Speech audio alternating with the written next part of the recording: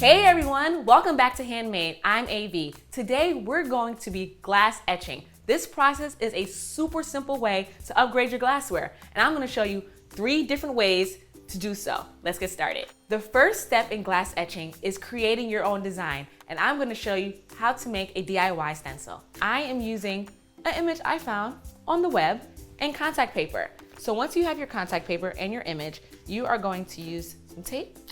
You tape it down to secure it.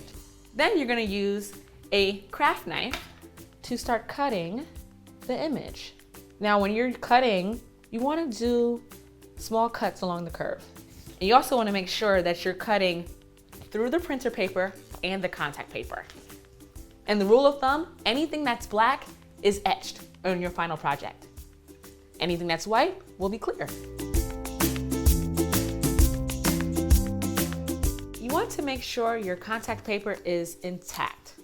The printer paper doesn't matter too much, but this is your stencil. Now that we have our stencil, I'm going to attach it to this glass. Going to just peel and stick. Sometimes the contact paper can be hard to peel. What I like to do is like a little rip in a corner where no one's going to see. It lifts up the lining and you can just peel it. And the good thing about using contact paper is that it's repositionable. So if you make a mistake, you can just reposition it. You're gonna smooth out any air bubbles and then it's ready to etch.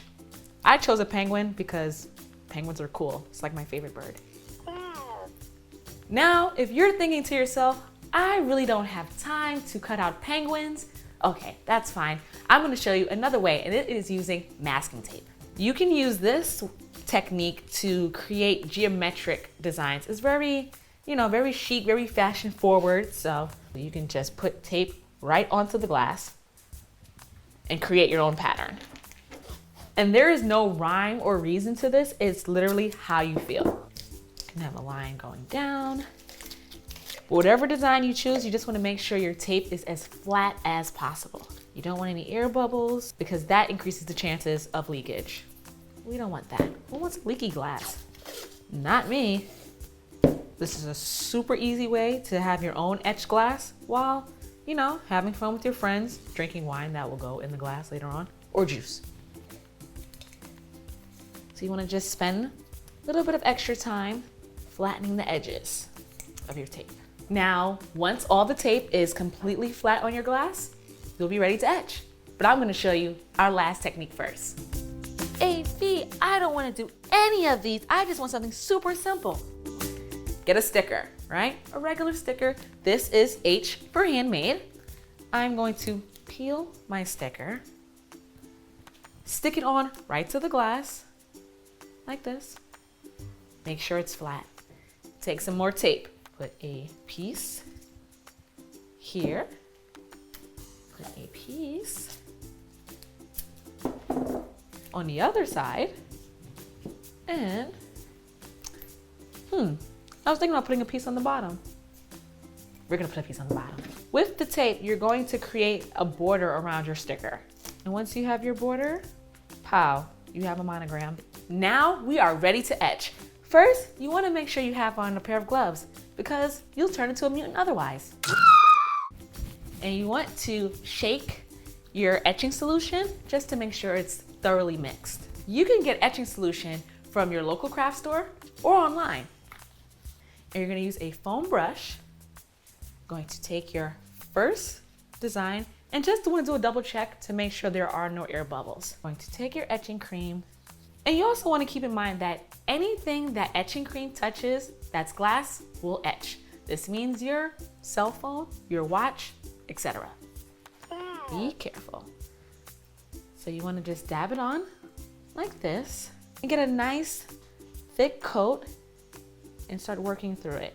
Also, it's good to look inside of the glass just so you don't miss a spot. You want a nice, even, thick coat. You work through it for about 5 minutes just to make sure you get all the nooks and crannies. The great thing about this is that the etching cream is permanent and dishwasher safe. So you don't have to worry about it fading in the future. Once it's on, it's on. And that's good and bad, depending if you make a mistake. This needs to sit for 10 minutes, but in the meantime, I'm going to move on to the other two.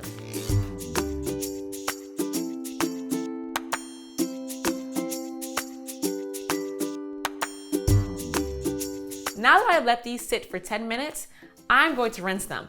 Some tips for rinsing. I like to rinse all the cream off completely, then peel any tape, stencils, adhesive completely off, rinse again, then dry. These came out super cute. I'm partial to the penguin, but let me know which one was your favorite. Don't forget, like, subscribe, and I'll see you next time. Bye.